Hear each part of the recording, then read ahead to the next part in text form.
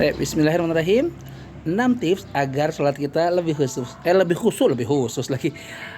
Tips ke-6 sih jarang kita pakai nih, jarang nih biasanya.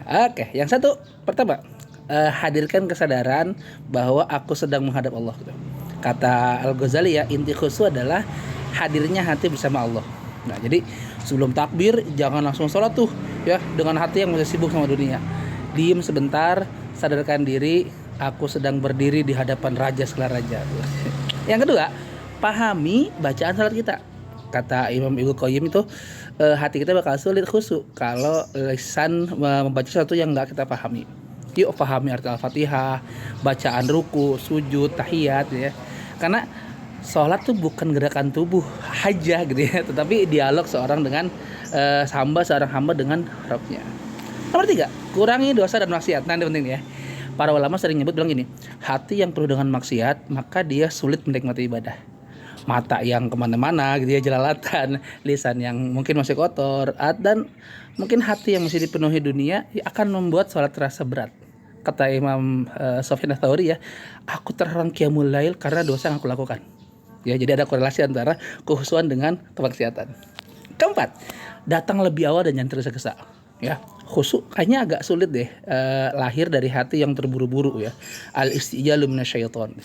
Wudu dengan tenang, datang lebih awal, zikir sebelum iqomah gitu ya. Jadi jangan sholat sambil mikirin kerjaan ya, karena hati juga perlu dipindahin ya, perlahan-lahan dari dunia menuju Allah.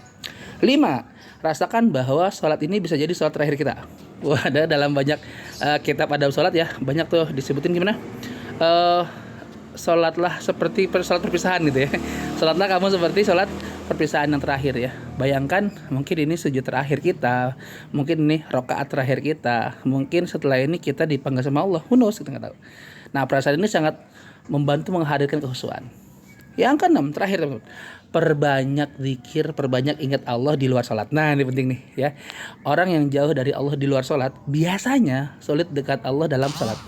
Kata Ibnu Qayyim gitu ya, zikir itu melembutkan hati, teman-teman. Hati yang lembut itu lebih mudah khusyuk gitu ya. Makanya yuk kita jawabkan juga doa ini ya, Allahumma inni a'udzubika min qalbi la yakhsha. Ya Allah, aku berlindung kepadamu dari hati yang tidak khusyuk gitu ya.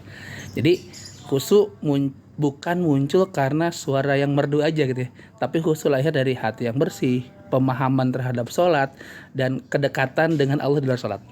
Dan seringkali yang membuat sholat terasa hampa bukan karena Allah jauh, tapi karena hati kita terlalu penuh oleh selain Allah. Semoga sholat kita jadi lebih khusyuk ya setelah ini. Assalamualaikum.